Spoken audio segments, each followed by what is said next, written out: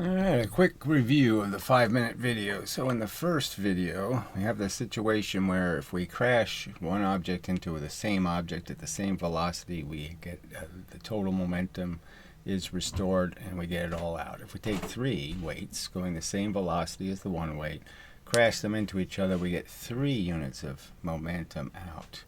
Alright, but if we glue them together and then crash them in, we only get 1. This one will take the total momentum, and that's all there'll be. So it'll be the same exact momentum, total momentum, as if only 2 crashed. And that's a paradox. It doesn't make any sense. It's 4 times I mean, it's twice the total momentum going in and half the momentum coming out. Momentum can't be destroyed. It doesn't make any sense. Alright, the second video, volume 2, is about the most elemental function, gravity, and the fact that it's a time-dependent force. It's 9.8 meters per 1 second, and it explains what Galileo observed. It's twice the time. If you go from 4 times the distance, drop something 4 times the distance, it takes twice the time, not 4 times the time. You get twice the velocity, and it weighs twice as much.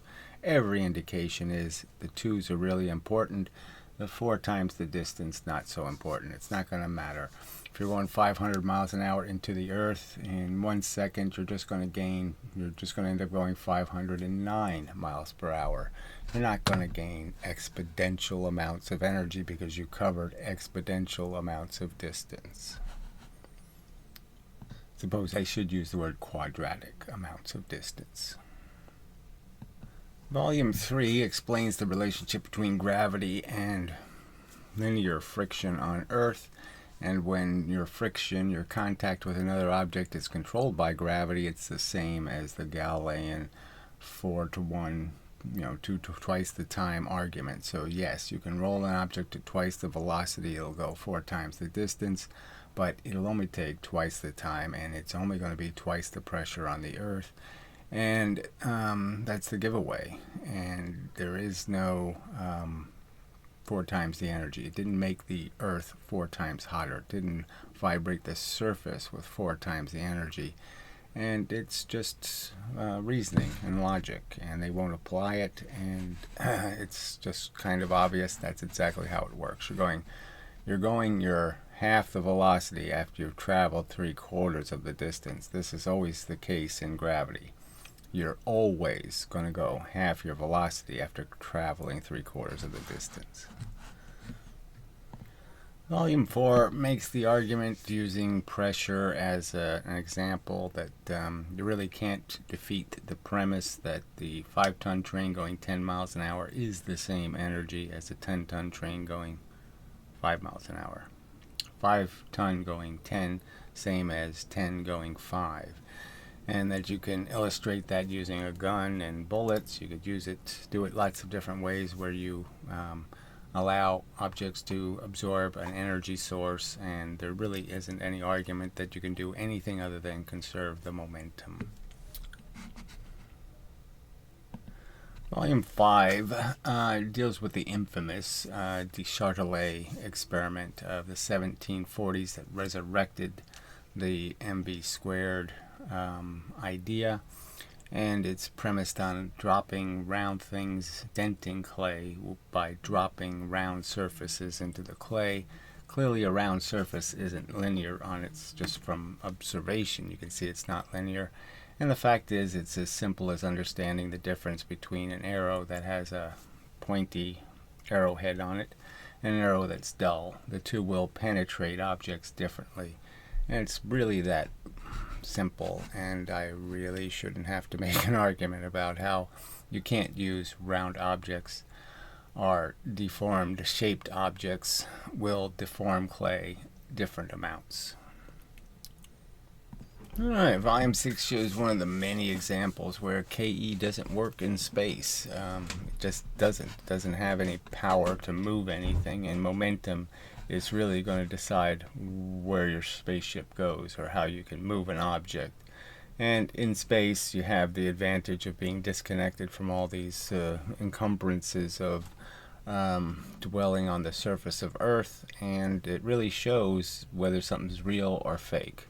Because if you can't move mass in space, empty space, then whatever you're talking about isn't real. It's it's the elemental function. Is a piece of energy moves matter, and if it can't move matter, it's not energy. And volume 7 is the kind of classic lever argument, where you're basically saying a lever works as a converter. It takes a certain acceleration on one side and turns it into an acceleration on the other side. You increase how fast something moves based on how far out on the lever it is. So you can do a conversion between a 10-ton train going 5 miles an hour and a 5-ton train going 10 miles an hour. You can take the slow deceleration of the 10-ton train and convert it into a faster, twice the fast, acceleration of a 5-ton train. Now, yes, there are some losses to the lever and stuff like that, but basically, in theory, this should work, and it should basically prove the point. And it's rather miraculous in 350 years of this theory that they've never bothered to test it. Alright, volume 8 is really just an extension of the lever argument. It's the gear argument. Gears are basically just levers hidden inside of a bigger thing, and it's basically doing the same thing. The outside circumference will have a velocity that is, if it's twice the radius, it's going to be twice the distance it'll move. It'll have twice the velocity for the same turn. Objects will weigh the same, even though they have different masses, depending on how much velocity you have to give them to move them. And in principle, again, it shows that momentum wins and kinetic energy doesn't. And volume 9 is much like the first volume. They're both videos about this transferring of momentum in a Newton's cradle in some sort of elastic collision between hard objects that really have to carry away the same energy that goes in. So the basic idea is a certain amount of energy goes into a collision and the same amount of momentum has to come out of it. So what goes in does have to come back out is really the simple principle. And conventional physics argues that that's not true. Alright, volume 10 explains the simple relationship between work and pressure and energy and weight.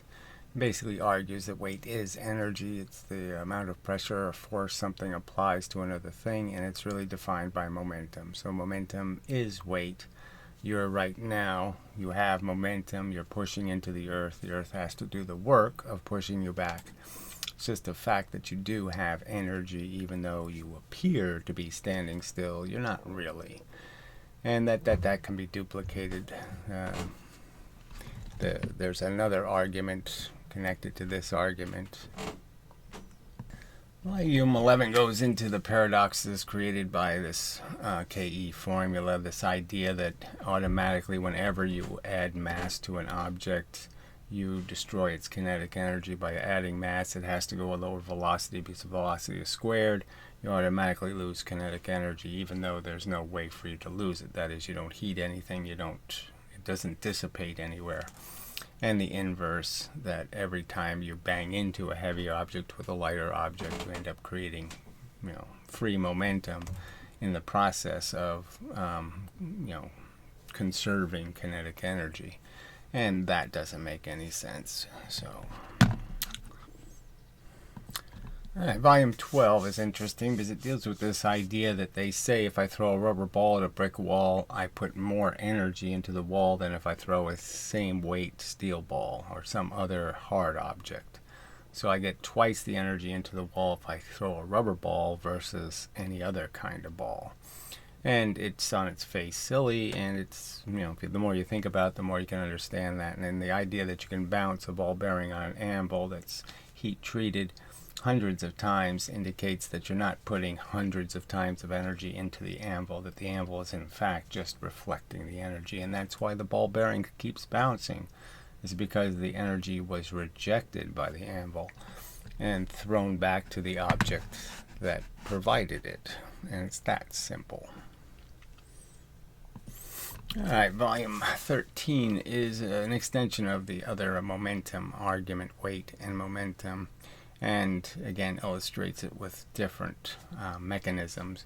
But the basic idea is that you could duplicate your weight by turning a scale sideways and banging into it with a velocity, and the argument is it's actually a 1 mile an hour velocity will do that. But yes, it's basically this argument that you can detect the fact that something can't have more energy by just weighing it, just seeing how much it'll deflect the spring. And it'll tell you how much energy it has, and Hooke's law applies. And there is no 4 times the energy hidden in twice the compression. You have twice the compression of a spring, you have twice the energy, not 4 times. Volume 14 pretty much just shows how easy it is not to conserve kinetic energy. There really can't be anything called real energy because it isn't conserved, and the simplest experiments destroy volumes of it, and there's no evidence that there's any place that energy could have gone. It doesn't create any environmental losses, and it's just a loss by mathematics, just a loss by their calculation, and it really doesn't have anything to do with reality, because in reality there is no momentum lost, and the energy is in fact conserved in the real form, which is momentum. Alright, so these 14 or so videos for now can be accessed easily from the debatephysics.com website, and I would appreciate if somebody has a response to any of them, if they can play the video and explain where any statements made in the videos are provably not connected to reality, or provably wrong, that it isn't a perfectly viable perspective to understand momentum to be real and kinetic energy to be mathematical crap. And yeah, that's about it. Especially when you consider, I probably should have something devoted to the work equation where they say that it's force times distance, when the obvious truth is, especially in gravity, that it's force times time. If I'm lifting any object, I can choose to lift it slowly and do lots of work, or I can choose to lift it quickly and do a much smaller amount of work. That's a fact.